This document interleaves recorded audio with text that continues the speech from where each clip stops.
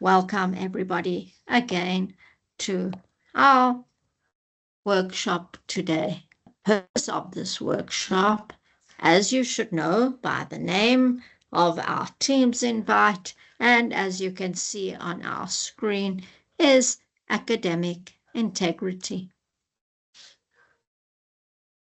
The presenters of this workshop this afternoon are myself, Dr. D. Sanders, and my colleague, Dr. S. Mukhari.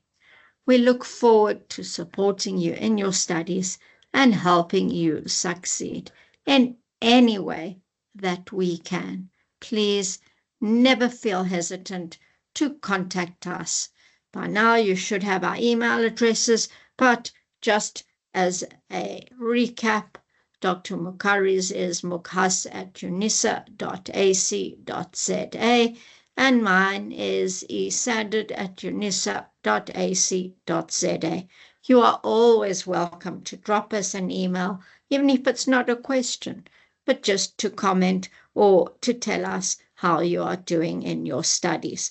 So before we begin our workshop today, I'm sure Dr. Mukhari is very eager to let us hear her voice and greet all our TMS 3715 and fantastic. We also have combined with the PDL 4802 students.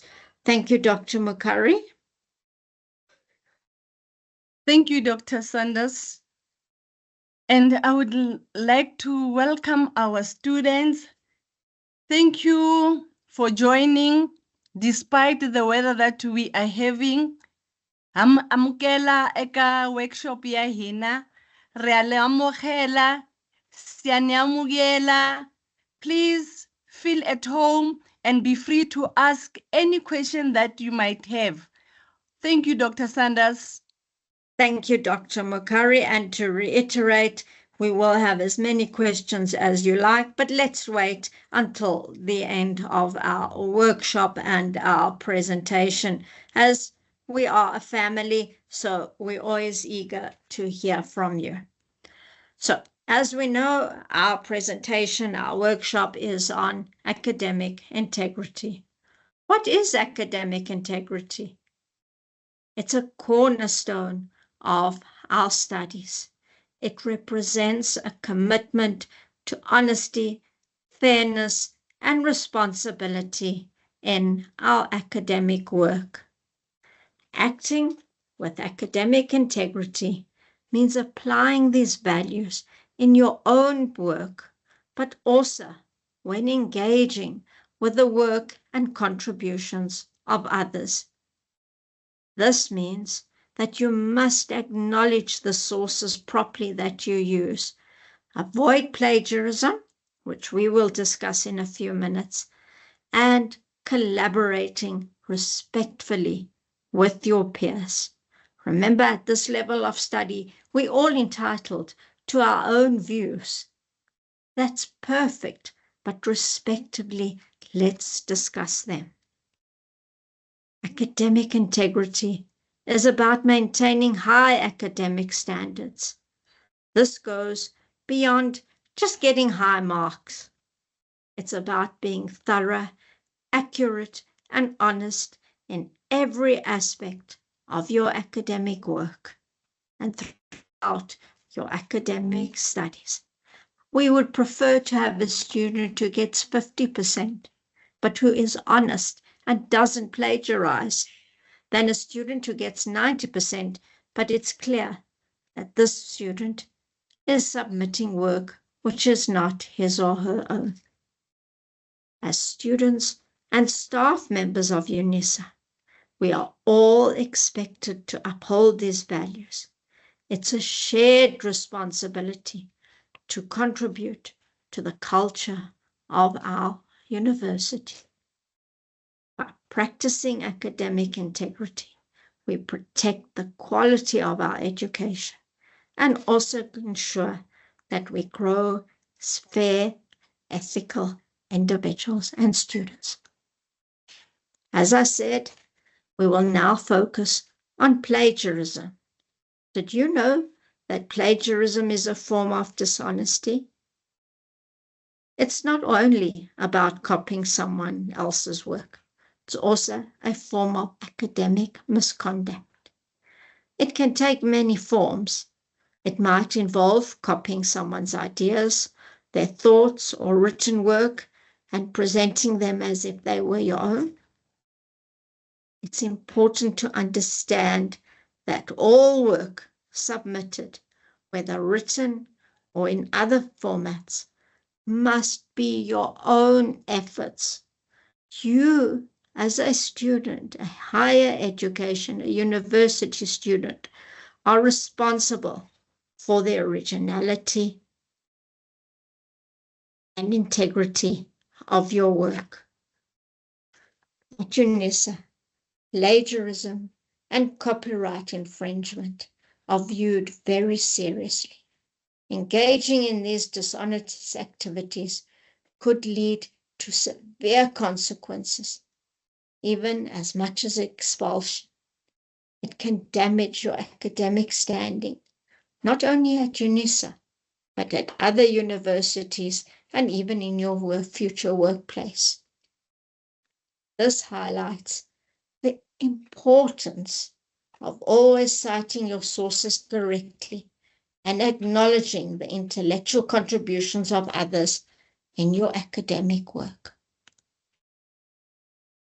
Here are some tips to ensure that you do not plagiarize. Obviously, these are just a few tips. We could spend weeks discussing other tips, but these are the ones we felt that are essential. Always acknowledge the original source whenever you are using a fact, a phrase, or even visual elements like charts and graphs from other sources. Paraphrasing is key.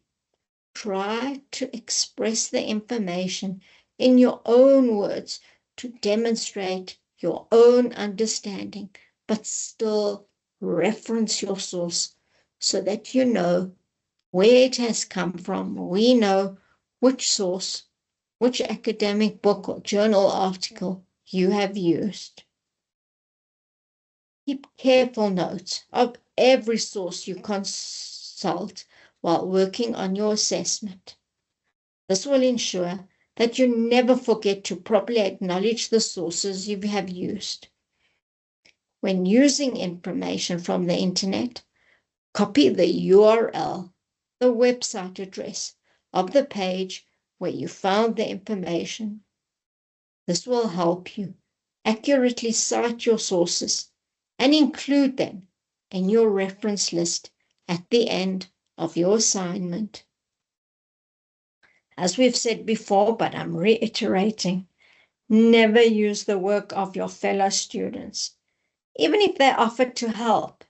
It's critical, it's essential that all the work you submit is your own. And take advantage of free plagiarism checking tools.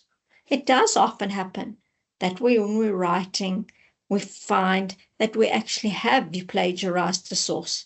But if we use these checkers, we will be able to run our work through such a checker, which will help us identify any accidental plagiarism before you submit your assignment.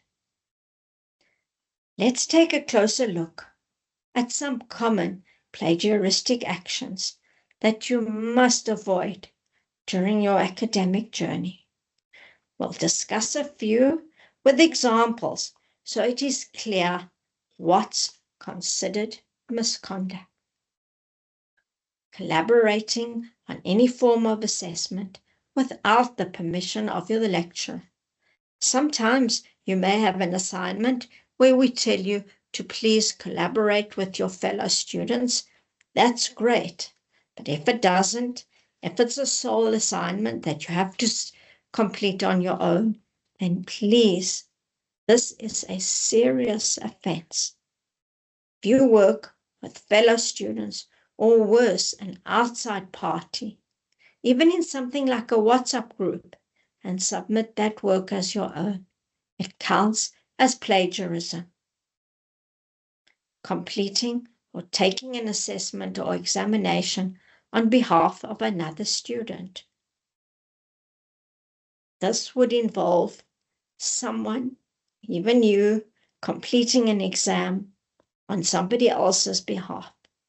You submit an assessment you brought from a third party or acquired via social media like WhatsApp or Telegram.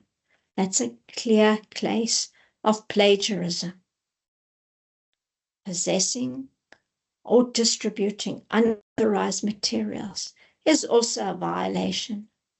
This includes using WhatsApp or any other platform to obtain help from someone during an exam or assessment, or using materials that are not allowed during the examination.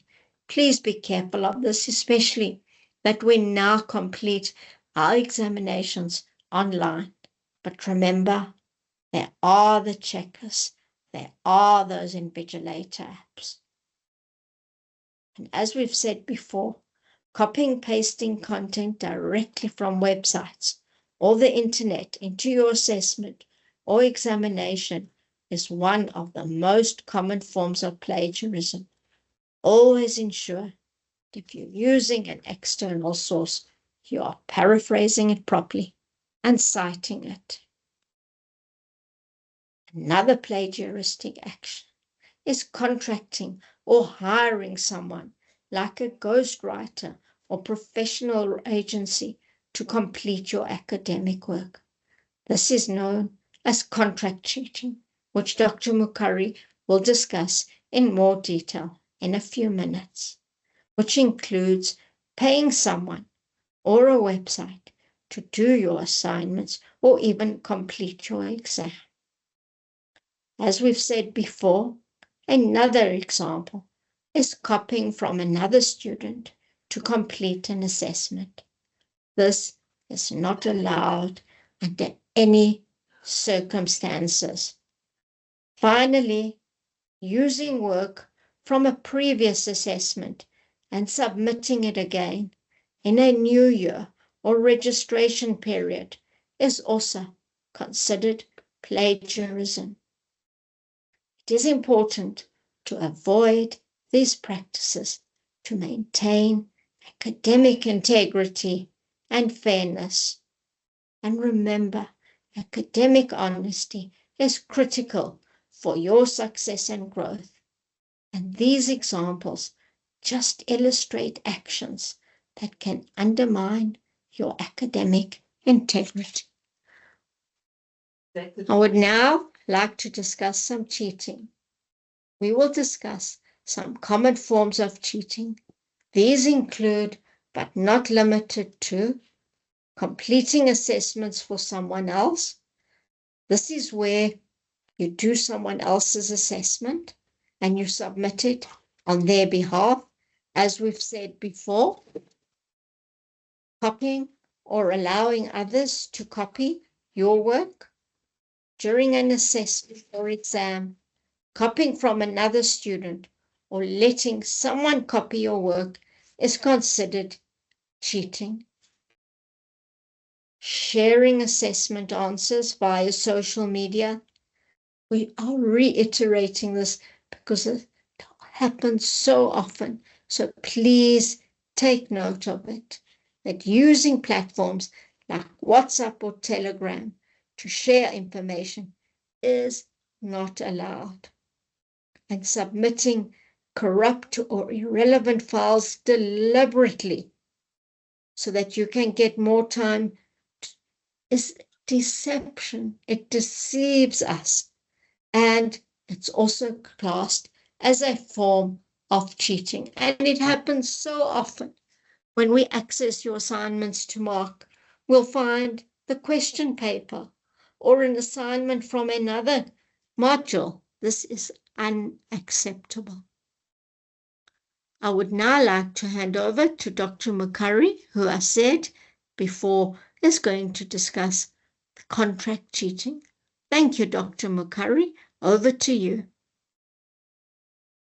Thank you, Dr. Sanders. And thanks again for explaining what is meant by academic integrity or academic dishonesty, and for outlining the plagiaristic actions. Now I will continue with contract cheating. This means that by enlisting the help of a third party to complete examinations, assessments, or coursework on your behalf. Buying completed answers from tutors or internet sites, that is contract cheating. And then paying for services to complete an exam or assessment. We know that we have people who are even advertising themselves to provide such services. So this is not allowed. And again, by allowing someone to access your My UNISA account or module site to assist with assessments, uploading and sharing course material on sites that are not part of the university and which claim to offer study, help, or tutoring. All these things are not allowed.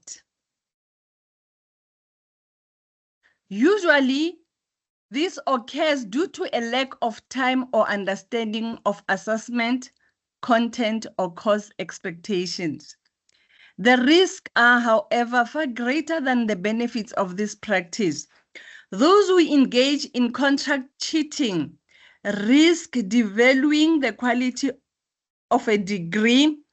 And as Dr. Sanders has explained, sometimes you'll have to face the disciplinary committee of the university. These students, again, they jeopardize the reputation and the brand of the institution. In this case, we are talking about UNISA. And students who are caught contract cheating harm their future careers as prospective employers value integrity and genuine qualifications. Another thing that I can explain is that if you are caught, the students will face the disciplinary hearing, and sometimes the student can be suspended for 2 years. So please don't engage in such activities. As our dear students, please be aware of companies that are falsely advertising UNISA services. Some companies and social media pages have been falsely advertising UNISA online information and various services to assist UNISA students. These companies, again, either solicit money fraudulently from students or make money through online advertising with no benefit to students. These companies are in no way associated with or related to UNISA. And something that I can add is that these companies, if you go to them, they will help you, and another student go to them, they help that student, and many more students go for their assistance. And the assignments that are submitted are the same. So all the students will have to face the disciplinary action. So please don't go to these companies.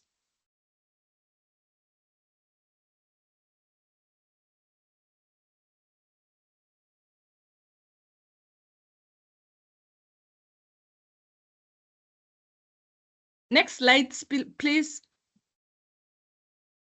It is on the next slide. It's the same slide, Dr. Debbie.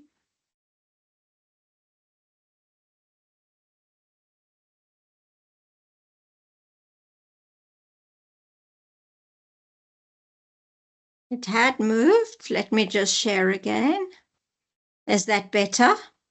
As I'm still waiting for the next slide, I would like to tell the students that if they are found cheating, they can be suspended for the current year registration, and the current year registration.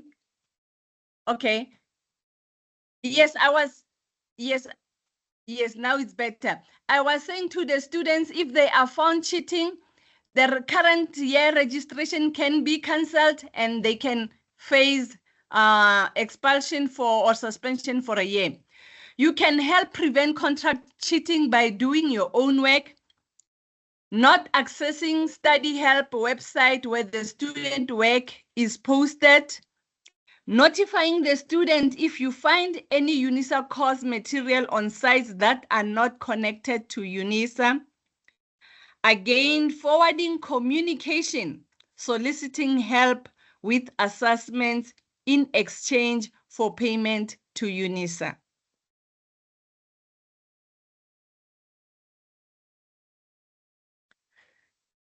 UNISA's academic integrity policy.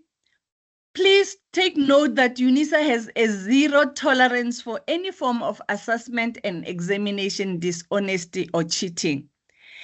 Any student who is found to have participated in any fraudulent or dishonesty related to assessments or exams, that is, possession of unauthorized notes or exam papers, external parties assisting with assessments, will be referred to the student disciplinary unit for investigation and disciplinary action. If found guilty, they will have their modules cancelled and their marks withdrawn. They will also face up to a maximum of 5 years of suspension from the university and from all universities in South Africa.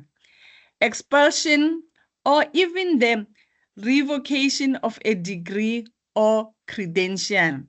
These I've already referred to. Thank you, Dr. Mukhari. I would now just like to briefly discuss artificial intelligence, which AI has become the buzzword of our modern developing. It is the same slide that I had, but now I will hand over to Dr. Debbie to continue with the presentation. Thank you, Dr. Debbie. Thank you. I hope that the slide has changed. It seems to be taking some time. As I was saying, we are now going to be discussing artificial intelligence. Dr. Mukhari, can you just confirm that the slide is correct now, artificial intelligence?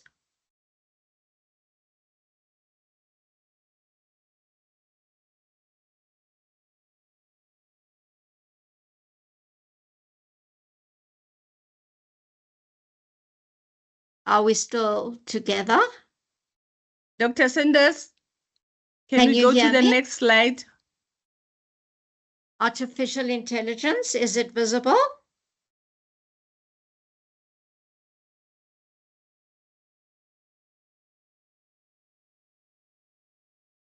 Are you able to hear me?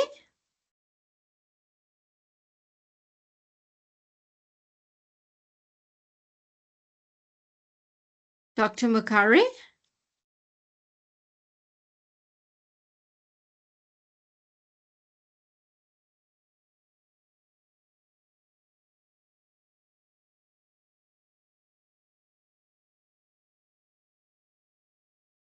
Is everybody still able to hear me?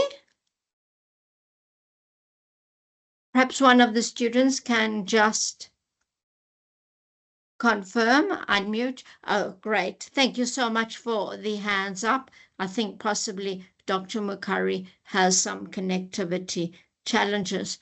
As I was saying, I am now going to be discussing artificial intelligence, AI, the buzzword of our modern society, the development of computer systems that can perform tasks typically requiring human intelligence, AI. What do such tasks include? The ability to see, understand, and translate spoken and written language, analyze data, and make recommendations, and even more. I'm sure you've all experimented with AI, and it's amazing what it can actually do. The field of AI does not have a single founder, but rather a group of key people who contributed to its development. However, John McCarthy is often considered the father of AI, who coined this term actually way back in 1956, although it has only become common and more developed in recent times. We all have heard of ChatGPT. It is a prominent example of AI. It is based on generative pre-trained transformer architecture.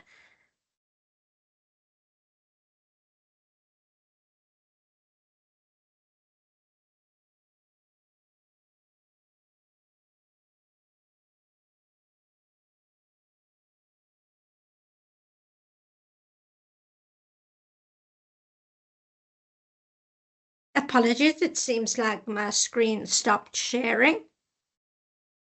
As we were saying, it is based on GPT, generative pre-trained transformer architecture, which is designed for understanding and generating human-like text.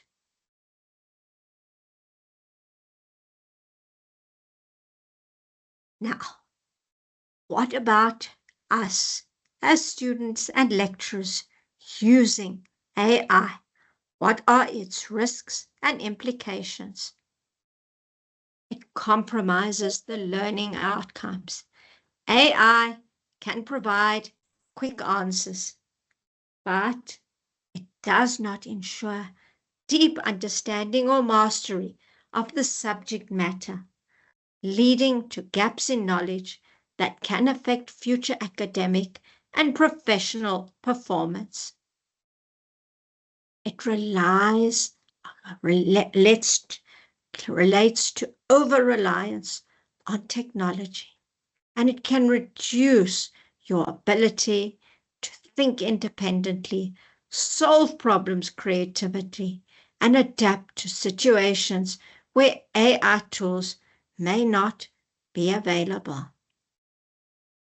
Also have the risk of inaccuracy and misinterpretation.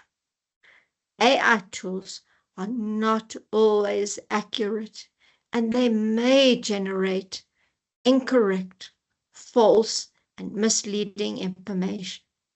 And this can lead to mistakes in your written assignments or exams, which can negatively impact your grades. UNISA has strict policies against using AI for academic work. Violating these policies can result in academic penalties, loss of credibility, and damage to your academic record. It violates correct ethical standards, and it impacts on your own personal growth. Remember, your academic studies, your university time, it's a time for personal and intellectual growth. Relying on AI can prevent the development, perseverance, time management, and the ability to problem solve and to overcome your challenges independently. Just before we end off, would like to give you, so that you know and have easy access, some contact details where you may contact the ethics hotline, email them in ethics@thehotline.co.za, because the university appeals to students with any information on dishonesty or fraudulent activity related to UNISA exams or assignments to report it to these hotlines. You can even contact the fraud hotline or email hotline@kpmg.co.za. But first, contact UNISA's ethics hotline. And please, this presentation will be available on our module site soon after our workshop ends. Please access the policy, UNISA's policy on copyright infringement and plagiarism, and policy on academic integrity, as well as the student disciplinary code. So we've done a lot of talking. We would just like to end off by wishing you success with your studies and upcoming exams. And remember our motto this whole year: nothing comes easy without hard work. It is exam time. We do believe you're all preparing hard for your exam. So remember, we are here to help you, and never feel free to ask any questions. It will now be Dr. Mukhari's chance just to greet our students again and to thank them for being part of our workshop, and also to ask, any of you have any questions, please feel free to, you don't even have to raise your hands. You may just unmute your mics and ask or comment on anything that you would like us to discuss.